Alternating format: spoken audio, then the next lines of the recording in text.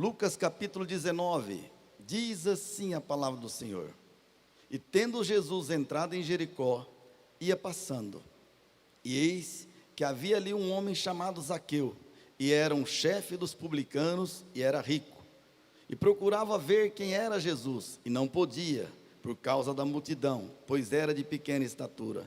E correndo adiante, subiu a um sicomoro, para ver, porque havia de passar por ali. E quando Jesus chegou àquele lugar, olhando para cima, viu-o, e disse-lhe: Zaqueu, desce depressa, porque hoje me convém pousar em tua casa. E apressando-se, desceu, e recebeu-o alegremente.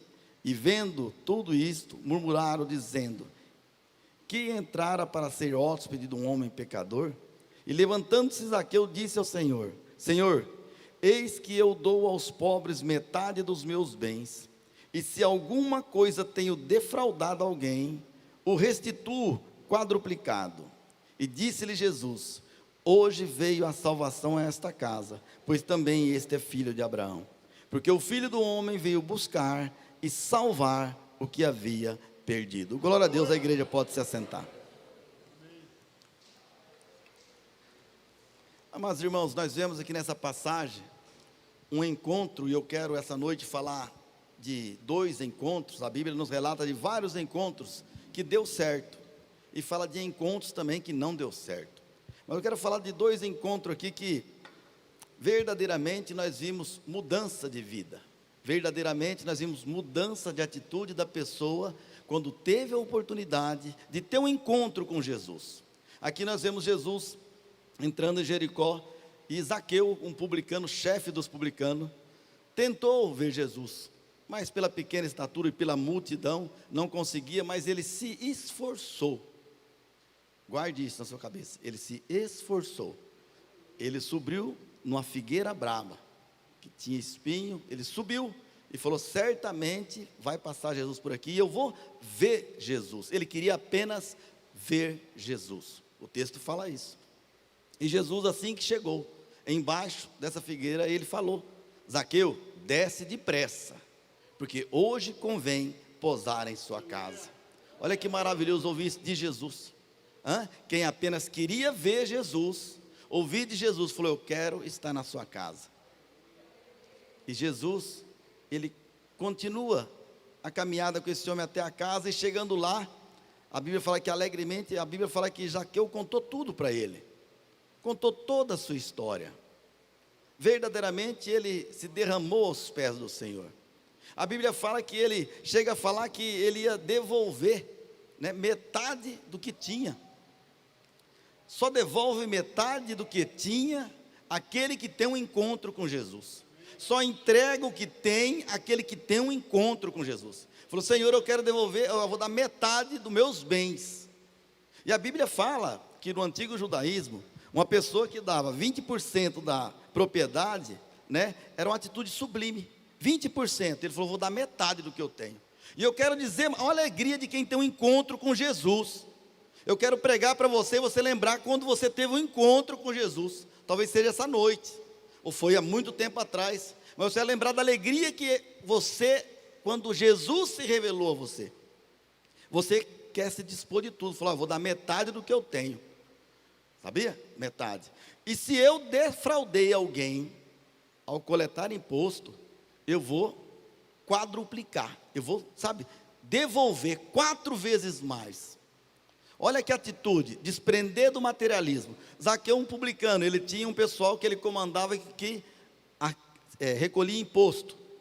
E a Bíblia fala que naquele tempo, que quem coletava imposto não era bem visto. Era quase como um político hoje. Porque sempre falava: ele está pegando um pouco para ele. Tinha pessoas assim e tinha pessoas boas, como hoje também. Tem pessoas assim, tem pessoas boas. Mas a hora que ele encontra, Jesus vai na casa dele, ele fala tudo isso para Jesus. Aí fica refletindo: que palavra foi que Jesus falou para Zaqueu na casa dele? Que ele nem precisou titubear, ele já pegou e falou: olha, eu quero essa graça, eu quero entregar tudo isso aqui, e eu quero devolver, se acaso por algum engano, alguma coisa, matemática minha, coisa que eu fiz aqui, eu quero devolver 4 vezes mais. Amados, esse sentimento que Zaqueu teve, é o sentimento que a igreja tem que ter hoje. É o sentimento que a igreja primitiva tinha. Foi falado aqui no começo. Tudo em comum, anelando para a vinda de Cristo. É como hoje. Nós estamos aqui nesse culto hoje com o intuito que é de gratidão. Tem pessoas que falaram, nós vamos lá pedir para Deus. Eu creio que não precisamos pedir mais nada, porque tudo Deus já fez para nós. Biblicamente tudo Ele já fez. Ele nos deu a salvação. E dizer para você também, deixar bem claro essa noite aqui, bem no início. Não é os pecados, as falhas, os nossos delitos que vai nos lançar para o inferno. De maneira nenhuma. Não é não. É uma interpretação errada. O que vai nos lançar ao inferno, ao tormento é o quê? É rejeitar a graça de Deus. Não querer Jesus Cristo como único e suficiente Salvador. Rejeitar. Ele entrar na nossa casa como entrou na de Zaqueu, ouvir tudo isso e no final endurecer o coração. Não querer nada com Jesus. Uma geração perversa, foi falado aqui. Nós temos que buscar o quê? Os dons do Espírito. Porque os dons da carne nós já temos. Os dons da carne já vem. A malícia, a ingratidão, né? Essa maldade, o querer o proveito próprio, o querer tirar vantagem em tudo. Mas aquele verdadeiro cristão, você vê a idoneidade de uma pessoa quando encontra com Jesus, despede de tudo, falando, não, isso aqui não me serve para nada. O que eu quero é ter uma vida diante de Deus, uma vida que vai agradar o meu Salvador, não agradar os homens. A Bíblia fala que nós não temos que agradar os homens. A Bíblia fala que nós seríamos odiados nessa terra. A Bíblia fala que a amizade com o mundo é inimizade com Deus, isso é bem claro. Mas a igreja, hoje, nós vemos grandes igrejas hoje, deturpando tudo isso. Nós vemos grandes igrejas hoje, pregando um evangelho de praticidade. Glória a Deus que o nosso pastor presidente já começou falando de Jesus, de salvação, que é o que está faltando falar hoje. Porque nós precisamos ouvir isso todo dia. A Bíblia fala que nós temos que ouvir a palavra todo dia. Por mais que nós meditarmos na palavra de Deus, nós temos que ser ministrados todos os dias. Nós não chegamos aqui no templo só para louvar, para ouvir testemunho. Nós chegamos no templo para ouvir a palavra de Deus. Tudo isso é muito bom. Ver que Deus está fazendo na vida da irmã, ver que Deus fez na vida do irmão, ver que Deus está curando, tudo isso Deus faz, né? Isso é a coisa mais fácil. Agora, uma coisa que nós temos que entender é que o nosso Deus é poderoso. Só que Ele é um Deus que nós temos um atributo, não sei, uma coisa que não é de Deus. Deus não tem isso. Deus não tem dó. Não, a Bíblia não fala que Deus tem dó de ninguém. Deus tem misericórdia, que é a causa de nós não sermos consumidos. Agora, dó, esse sentimento nosso é para, quero dizer que esse sentimento nosso é para nós não fazermos a obra segundo o Senhor quer que nós façamos. Às vezes vamos pregar a palavra, olha a palavra e fala, essa palavra para a igreja, se Deus te deu essa palavra é para você e para a igreja, que quem tem responsabilidade, quem vai convencer do pecado, quem vai estar trabalhando, não é o pregador, é o Espírito Santo de Deus, é uma palavra que nós temos que ouvir para aquele momento. Então a dó é o seguinte, tinha que falar, eu não posso, porque eu sei de certos casos aqui, eu não posso falar, porque eu posso afastar a pessoa de Deus. Você não vai estar afastando de Deus, não. Se você pregar a palavra que Deus colocou no seu coração, você vai estar trazendo ela mais para próximo de Deus, porque o Espírito Santo vai trabalhar e vai convencer o quê? Que ela está errada, que ela precisa mudar de atitude. Mas nós, mediante a nossa dó, que às vezes nós somos até mais bons, nós temos dó. Não posso, a pessoa está desgarrada, mas chegou hoje, se você vê como tem uma voz maravilhosa, eu tenho certeza que vai cair fogo do céu. Ela estava cantando sábado passado num barzinho, mas se cantar hoje cai fogo do céu.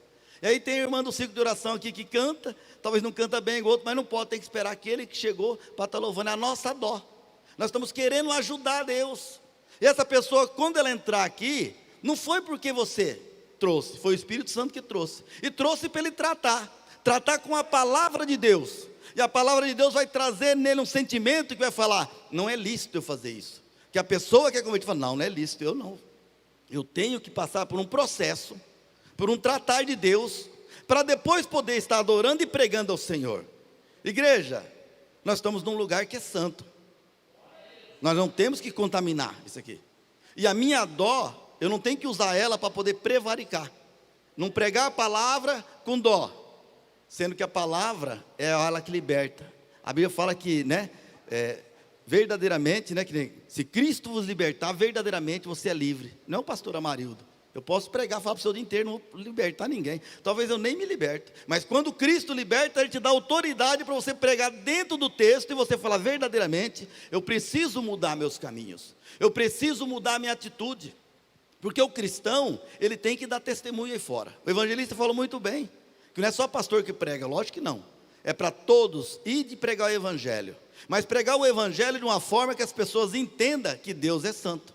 Muitas das vezes a pessoa sai querendo pregar um evangelho, ele não fala nada, mas a atitude dele afasta a pessoa de congregar na igreja. Por quê? Porque ele não tem vida com Deus. O testemunho dele não condiz com aquilo que ele está falando. E as pessoas vão se afastando. Mas quando eu vejo um encontro desse aqui, que a pessoa desprende de tudo, que hoje em dia a coisa mais difícil hoje para a igreja hoje é desprender do materialismo. Do materialismo. Todo mundo quer. Já parou para pensar que todo mundo, quem não quer? Você não quer também, pastor? Lógico que eu quero. Mas primeiro, a minha salvação. Nada que vai comprometer a minha salvação.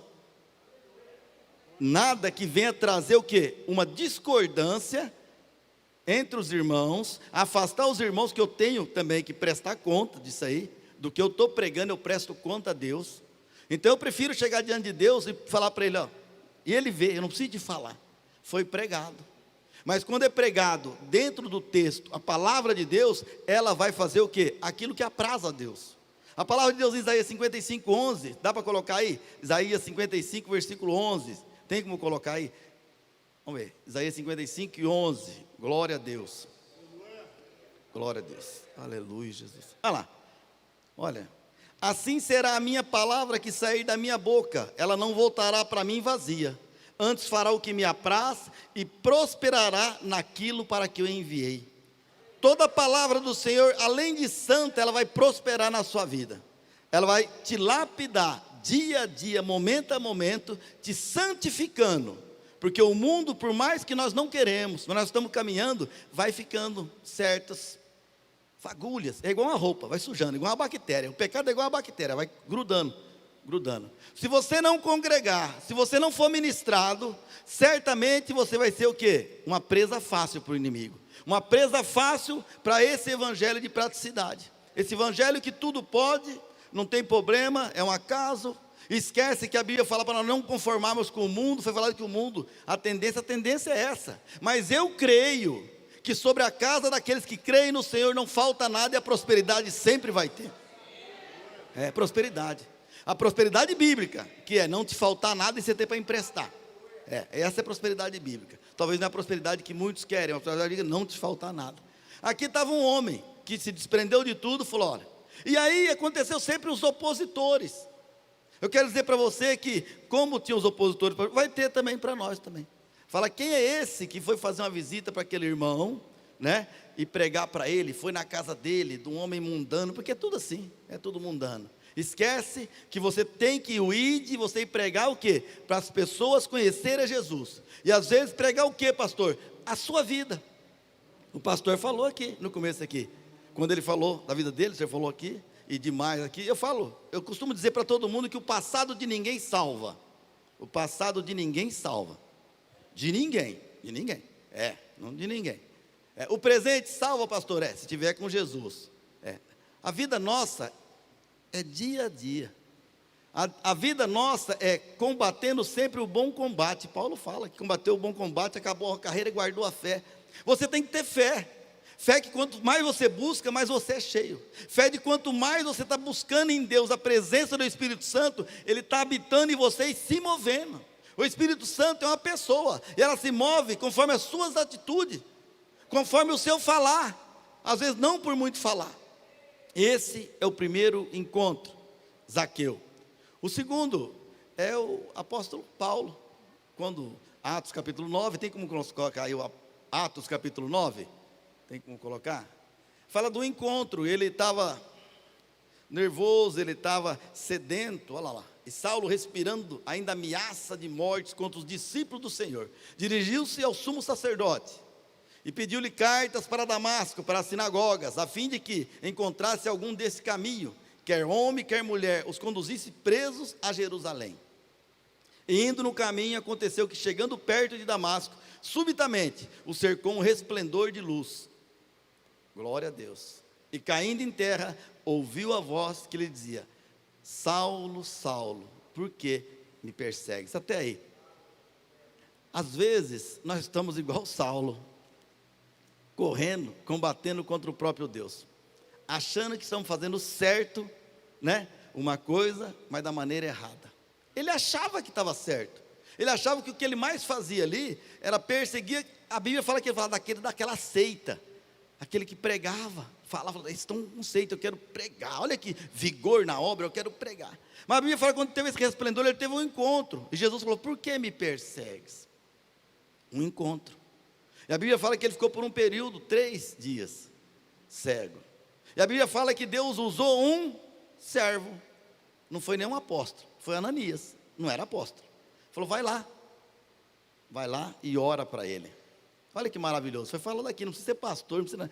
Vai lá, servo. Não pegou nenhum apóstolo. Vai lá, ora. Ananias falou que se fosse um apóstolo, que fazia o mesmo jeito de Ananias. Falou: Senhor, o senhor bem sabe que esse é perseguidor da igreja, mas estava com medo, né? Falou: vou lá. Aí o Senhor falou: não, vai, porque esse é para mim, um vaso escolhido. Eu vou ter que mostrar para ele quanto ele tem que padecer pelo meu nome. Viu o segredo do evangelho? Padecer. Palavra, né? Padecer, pastor, eu pensei que era só vitória. Padecer. O que é padecer? Quando você vai em desencontro aquilo, tudo que o mundo ensina. Tudo aquilo que é praticado, você vai ensinando como Deus quer que seja feito. Tudo aquilo que vem ensinando nas escolas, os governos, você respeitando, mas ensinando a sua casa como agradar a Deus. Nós temos essa responsabilidade de agradar o quê? A Deus. E quando nós agradamos a Deus, nós desagradamos o homem. Glória a Deus por isso. Quando fala, vai ser odiado, glória a Deus, né? Tem pessoas que odeiam de graça. Imagina ser odiado por causa do evangelho. Glória a Deus, tem uns que já odeiam de graça. Já pratica bastante o fruto da carne. Ódio, raiva, birra, inimizade, não gosto só de olhar.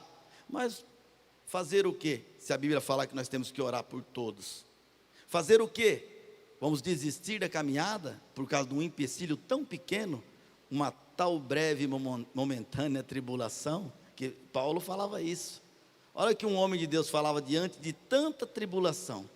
Foi ministrado aqui, o pastor falou, quando eles estavam lá, oraram para a mulher, oraram, saiu o espírito maligno, deu prejuízo, foram presos, perseguidos e açoitados. Isso foi Paulo. Eu não tenho visto uma igreja, não tenho visto um povo que tem sido perseguido e tem apanhado ainda não, de jeito nenhum. Imagina se começar a apanhar, vai diminuir bastante, porque sem bater o pessoal já não está aguentando, já acha que é uma tribulação danada, porque me sobreveio, o que está acontecendo. Nós temos que entender que momentos de adversidade todos nós vamos passar, os que servem a Deus e os que não servem a Deus. Qual é a diferença, pastor? A diferença é que nós vamos vencer em nome de Jesus. Essa é a diferença. Se você quer saber, essa é a pequena diferença. Nós somos mais que vencedor por Cristo Jesus. Pode vir tribulação, pode vir necessidade, pode vir toda e qualquer coisa lançada, nós somos mais que vencedores. Se eu estava falando a pessoa falou: fulano mexe com isso, tem medo. Eu falei: fica tranquilo. Acho que foi no frigorífico, fica tranquilo. A pessoa que faz essa coisa contra você, você pode orar para ela que vai voltar tudo para ela, porque a maldade que é praticada, ela é voltada. Por quê? Aí vai naquilo que eu falei para você, que Deus não tem dó de ninguém. Se Deus tivesse dó, por que Ele não teve dó do homem segundo o coração dele, Davi? Que quando pecou, teve as consequências que foram terríveis, 4 consequências terríveis. Não, Ele age de misericórdia, Ele dá tempo e Ele tem longanimidade, para que nós acordemos daquela, como é que fala?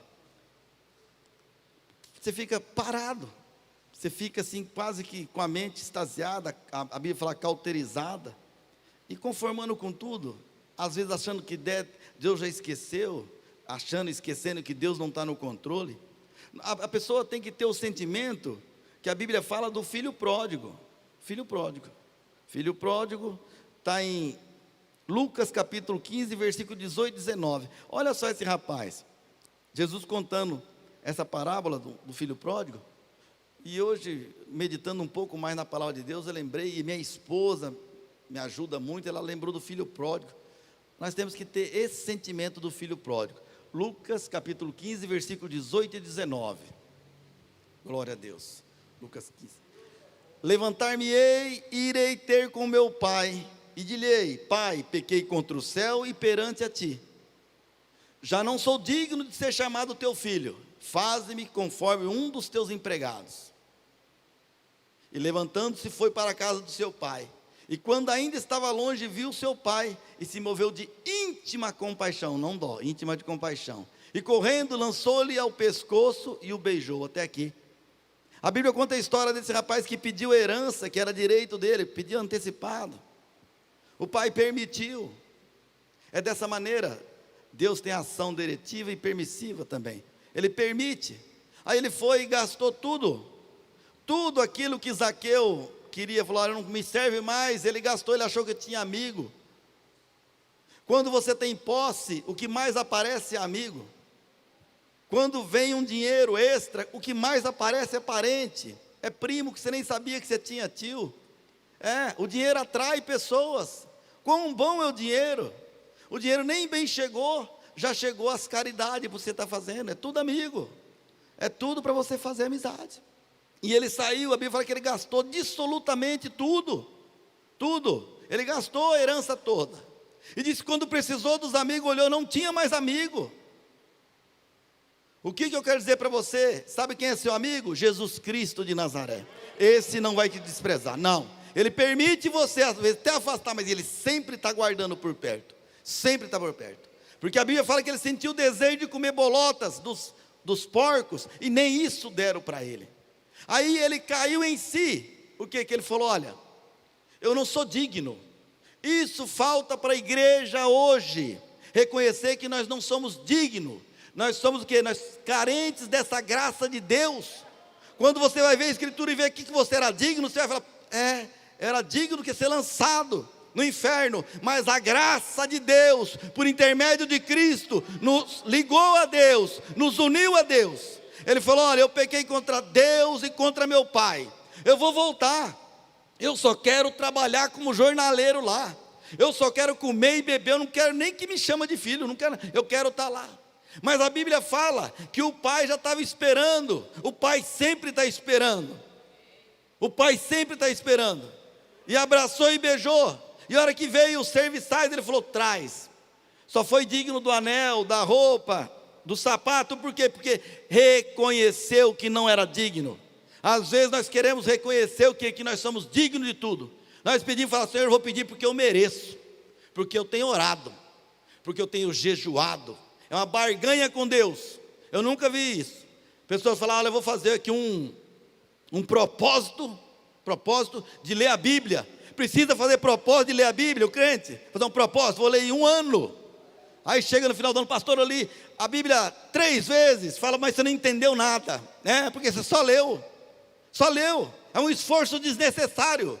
Não precisa ler muito, precisa buscar em Deus, que a revelação bíblica vem para o seu coração. Eu estou lendo, mas eu estou buscando o Senhor. Eu não estou aqui para mostrar para ninguém que em 3 meses eu vou ler a Bíblia. Eu não preciso fazer campanha para ler Bíblia. Eu não preciso fazer campanha para esperar em Deus. A minha esperança em Deus é todo dia e continuamente, pois eu sei que sozinho eu não consigo. Nós temos que ter isso em mente. Uma vez aqui o pastor Ricardo comentou, ele deu até um cima e falou para Deus assim, falou: Senhor, sem o Senhor eu vou perder, sem o Senhor eu vou desistir, sem o Senhor eu vou parar. Olha só, que clamor, que sinceridade diante de Deus. Mas eu vejo uma igreja que chega: Senhor, o Senhor pode até ficar aí no céu mesmo, porque eu estou conseguindo aqui, eu estou trabalhando, eu estou conseguindo, eu estou conquistando, os meus celeiros estão cheios, estou pensando até derrubar, Bíblia, fazer mais um, porque eu estou sendo grandemente abençoado. Aí diz assim, falou: essa noite pedirão a tua alma, para quem está preparada? Tenho conquistado tanto, Senhor. Tenho conquistado, conquistou o céu, irmão. Sem Jesus não dá. Dá para chegar, eu quero chegar no terceiro céu, né? Onde habita Deus. O primeiro, tem pássaro, de avião dá para chegar. O segundo, lá, as órbitas, os planetas, vou na NASA, consigo chegar. Mas no céu só com Jesus, não tem como. No céu, E no céu é com dinheiro, pastor, de jeito, graças a Deus, senão eu não ia chegar de jeito nenhum. Só se fizesse as promissórias, parcelado. Fosse com dinheiro eu não chegava, essa certeza que eu tenho. Fosse dinheiro eu falo: Senhor, já fiquei. Parcela, porque não dá. Mas hoje o que a igreja está pregando? Conquistar. Eu sou um conquistador. Deus tem me abençoado. Eu tenho alargado as minhas tendas. Empresas. Quantas casas. Eu conheço muita gente assim. Casa. Fazenda. Helicóptero. Conheço pessoas assim. Carros. Tem na garagem para escolher. Até agora você não viu falar de Jesus, né? Está faltando Jesus. Então eu não quero nada disso. Eu quero primeiro Jesus. Porque tudo isso fica.